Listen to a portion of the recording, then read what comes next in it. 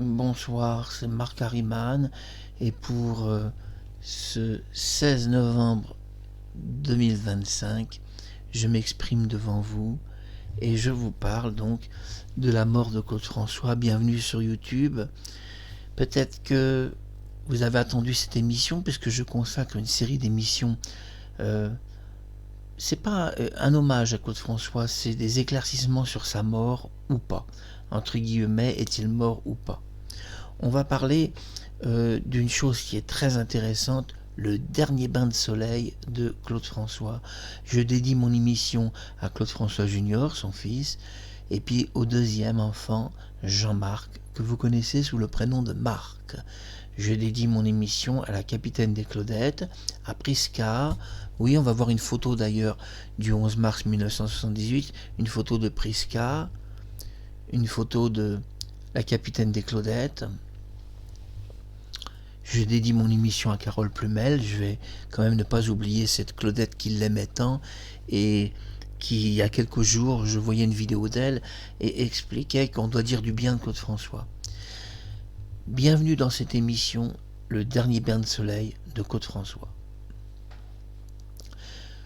Contrairement à ce que vous pensez, l'histoire du dernier bain n'est pas apparue le jour même.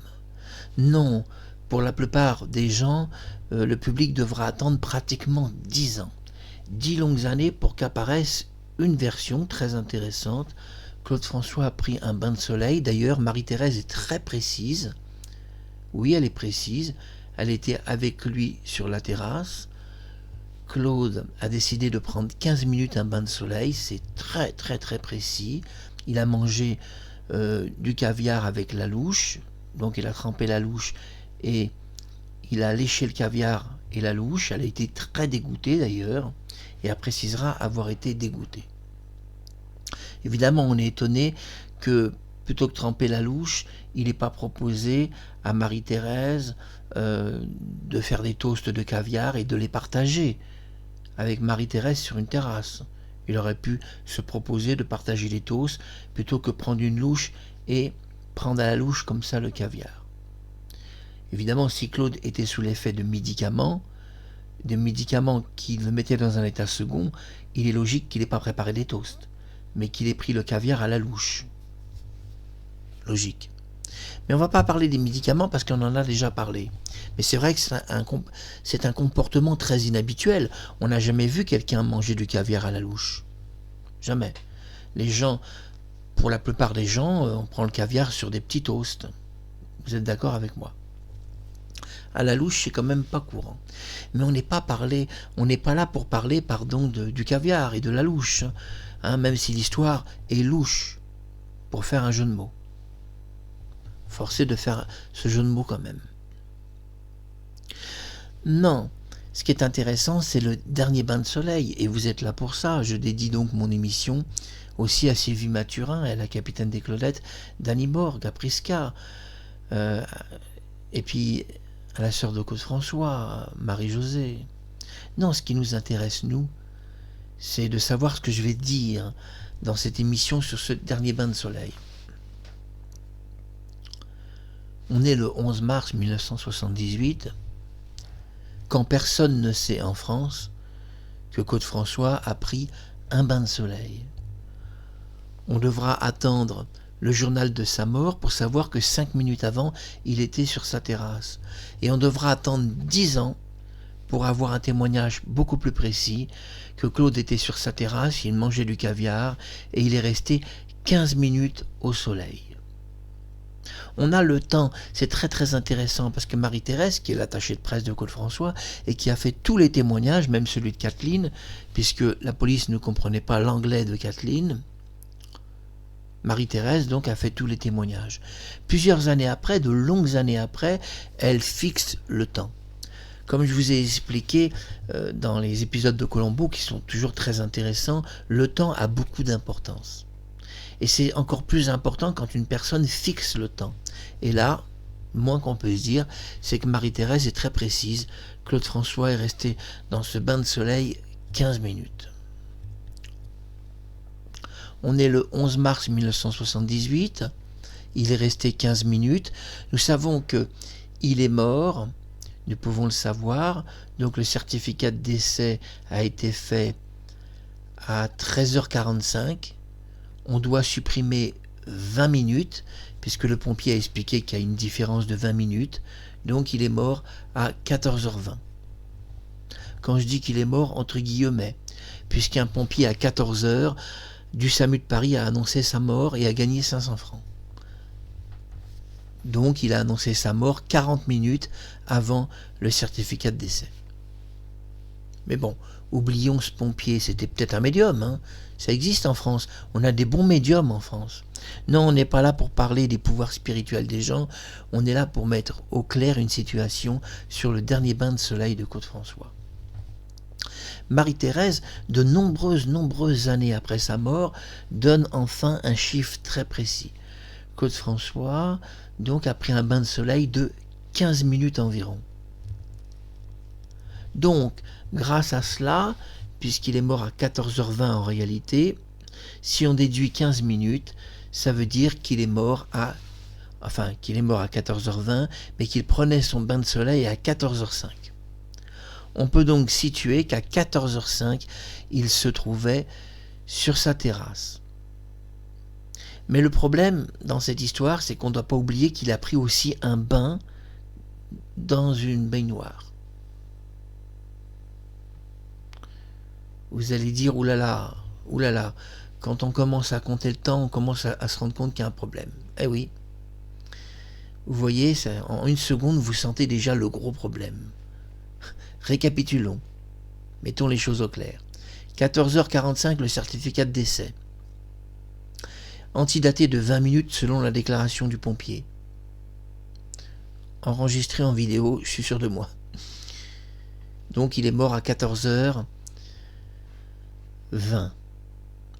Mais à 14h20, il a pris un bain. Je répète, à 14h20, il a pris un bain avant de mourir.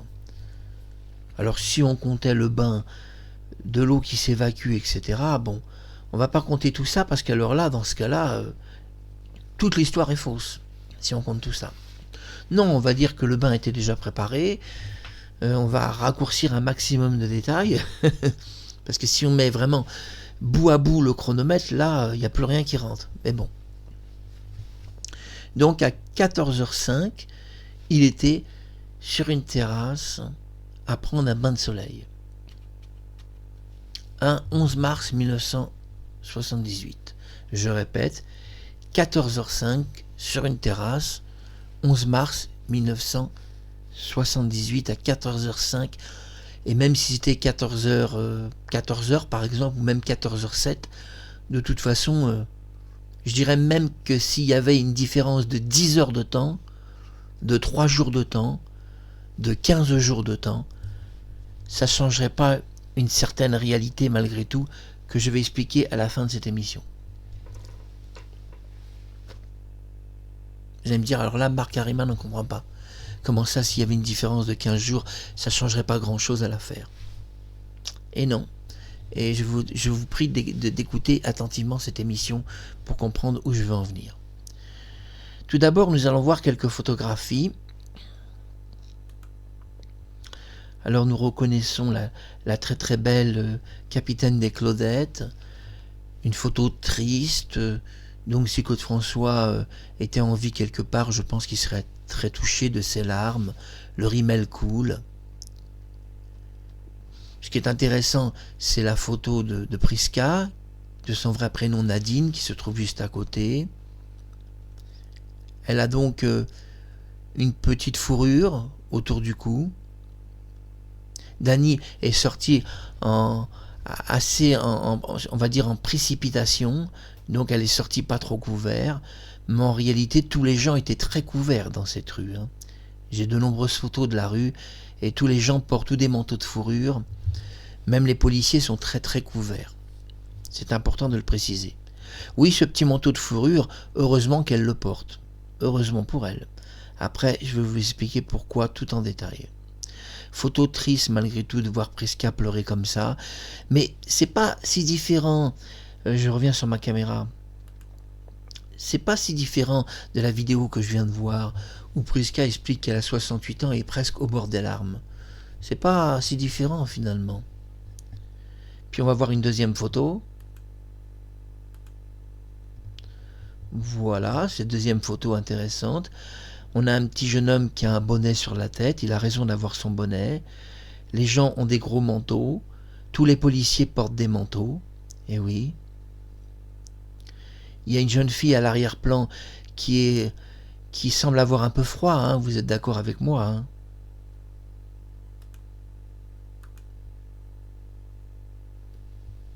Vous allez me dire comment ça, Mark Harriman? Elle semble avoir un peu froid, tu veux nous dire quelque chose, mais quoi? Patience, patience, on parle d'un dernier bain de soleil. Soyez patient, on y vient, on y vient. La vérité, vous savez, elle se sait un jour, hein. On va continuer de voir quelques photos.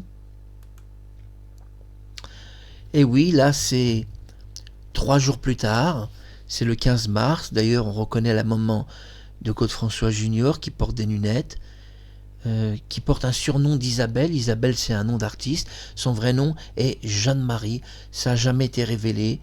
Je vous le révèle. On voit le seul ami de Claude François, Jean-Pierre Bourter, très gentil, toujours plein d'amour pour tout le monde. Et on voit Kathleen, évidemment, qui est triste, évidemment, de la mort de Claude.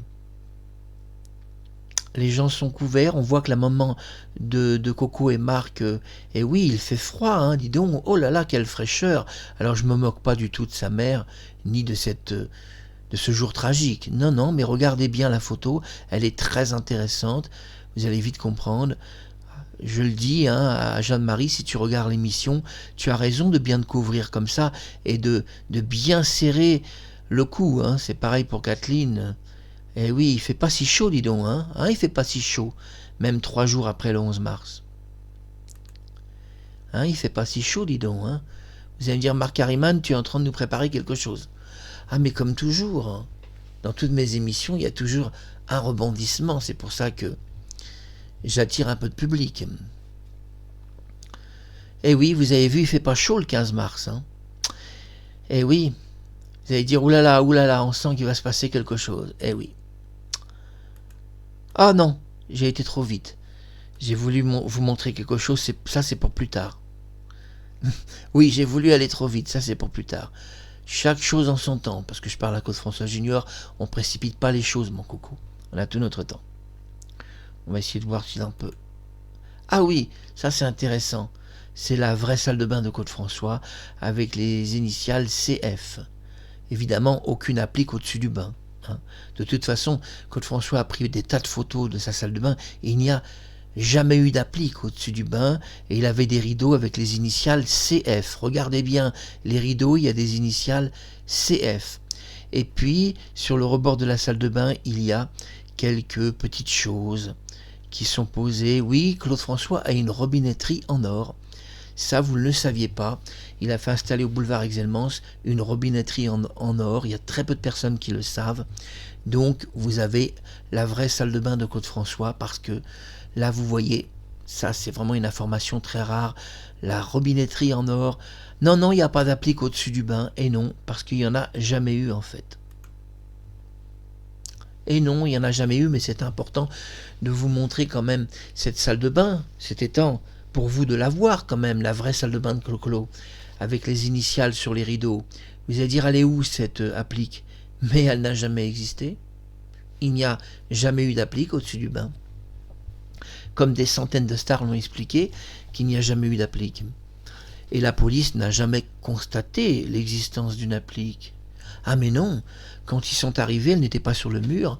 Souvenez-vous du vrai scénario, elle était sur le sol. Donc, même la police ne peut pas constater d'une applique qui serait sur un mur. Point et barre. Alors vous allez me dire, Mark Harriman, le dernier bain de soleil de Claude, c'est très passionnant. Revenons maintenant à nos moutons, parce que là tu nous fais languir et nous on veut savoir la vérité. On devra attendre, c'est vrai, pratiquement 10 longues années, voire peut-être même un peu plus, pour que la plupart des gens soient informés. des journalistes vont commencer à parler de ce bain de soleil, et on peut dire que vraiment 20 ou 25 ans après, on avait des tas d'informations sur ce bain de soleil, précieuses. Donc Marie-Thérèse nous explique que Claude a été séduit par le soleil. Il faisait beau ce jour-là, précisera Marie-Thérèse. Je répète, il faisait beau ce jour-là, précisera Marie-Thérèse. C'est sa déclaration exacte. On peut l'amener dans un tribunal, on a sa déclaration exacte. Mais est-il vrai qu'il faisait si beau quand on nous donne ce témoignage un peu plus de 10 ans après la mort de Claude François? Alors il m'est venu une idée, je crois que vous aurez eu la même idée, c'est de consulter la météo du boulevard Exelmans le 11 mars 1978 à l'heure exacte où Claude François était sur sa terrasse. Je dis bien à l'heure exacte. Et le problème, c'est qu'il ne fait pas si beau que ça. Moins qu'on peut se dire, c'est pas le beau temps. Ah non, c'est pas le beau temps. Il fait 0 degré. 0 degré il fait dans les archives météo. À l'heure exacte où Claude François était sur sa terrasse, il fait 0 degré. Et on se demande d'où sort cette version que Claude François était sur sa terrasse. Mais c'est une version qui sort plus de 10 ans après sa mort. Alors consultons les archives et je vous ai préparé quelque chose. Température en 1978. Et oui, on s'approche un petit peu, regardez bien ça de près. Et oui, il faisait 0 degré et tout le mois de mars, je dis bien tout le mois de mars, il a fait entre 0 degré et 4 degrés, y compris l'après-midi. C'est un mois glacial, précise l'historique des températures de Paris. Ça a été un des mois les plus froids qui a existé, le mois de mars, et ça s'est réchauffé un peu fin avril, où il faisait environ 8 degrés. Donc, et au mois de mai, ça s'est réchauffé. Le mois de mars était glacial tout le mois. Alors ça explique un peu mieux cette photo, celle-ci et surtout celle-ci. Eh oui, elles sont bien couvertes les filles, il fait froid. Eh oui, il fait froid le 15 mars, il fait 0 degré, il fait très froid. C'était à préciser puisque j'ai ouvert les archives de la météo et je me suis rendu sur un site. C'est l'historique de la météo en 1978 à Paris. Je me suis rendu sur ce site pour savoir la température qu'il faisait exactement à la minute près où Claude François était sur sa terrasse. Il faisait 0 degré et le mois de mars a été un des plus glacials de l'histoire de Paris. Ça s'est réchauffé, fin avril, il faisait 7 degrés. Mais évidemment, le bain de soleil, on nous raconte cette histoire plus de 10 ans après la mort de Claude François. Plus de 10 ans. Mais quand on nous raconte cette histoire, à cette époque-là, Internet n'existait pas. On ne pouvait pas consulter les archives de la météo. Et quand on les consulte, et qu'on les consulte à l'heure exacte où Claude François, je répète, et quand on les consulte, j'articule bien, à l'heure exacte ou Claude François, ou Claude François, articulons bien, que les choses soient claires, que vous ne pensiez pas que c'est quelqu'un d'autre, était sur sa terrasse, il faisait, au moment où il a pris son bain de soleil, 0 degré. Absolument 0 degré. On peut le prouver, car le mois entier, il a fait cette température. Alors on nous dit, on nous raconte une belle histoire, qu'il a pris un bain de soleil, il faisait beau ce jour-là. On aura même d'ailleurs une température de son entourage, il faisait 14-15 degrés, explique son entourage. 30 ans après sa mort, il nous explique que ce jour-là, il faisait 15 degrés. C'est pas si vrai qu'il faisait 15 degrés. On a les archives qui sont complètement répertoriées. Heure par heure sur Paris, il faisait 0 degré à l'heure où il devait se trouver sur sa terrasse. Vous en penserez ce que vous voulez. C'était le dernier bain de soleil de Claude François. 30 ans après sa mort, l'entourage nous a expliqué qu'il faisait 15 degrés, mais les archives de météo, qui sont plus précises et parfaitement enregistrées, nous expliquent qu'à l'heure où Claude François était sur sa terrasse, il faisait 0 degré, et d'ailleurs ça a été un mois glacial tout le mois de mars. Ça s'est réchauffé un peu en avril où il faisait 7 degrés. Alors, un bain de soleil à 0 degré, eh bien, c'est la conclusion de cette émission. Il n'y a pas grand-chose de vrai dans la mort de Claude François. Il n'y a pas grand-chose de vrai, c'est bien le problème. Même le bain de soleil, il n'est pas si réel non plus. Il suffit de consulter les archives pour savoir qu'au moment où il devait être sur sa terrasse, il faisait tout de même 0 degré. C'était Marc Harriman, et je dédiais cette émission à son fils, Claude François Junior, à son deuxième fils Jean-Marc. Je crois que la vérité fait du bien, elle devait se savoir un jour. Je pense que personne d'entre vous n'aurait jamais eu l'idée de consulter la météo, et de consulter la météo à la minute près où Claude était sur sa terrasse, et c'est là où vous devez consulter cette météo. Et je pense que beaucoup de gens d'entre vous ne savaient pas qu'il existait des archives qui sont parfaitement répertoriées à Paris. Parfaitement. Mais n'oublions pas que c'est 30 ans après sa mort qu'on nous dit qu'il faisait pratiquement 15 degrés en après-midi. Un chiffre complètement hallucinogène.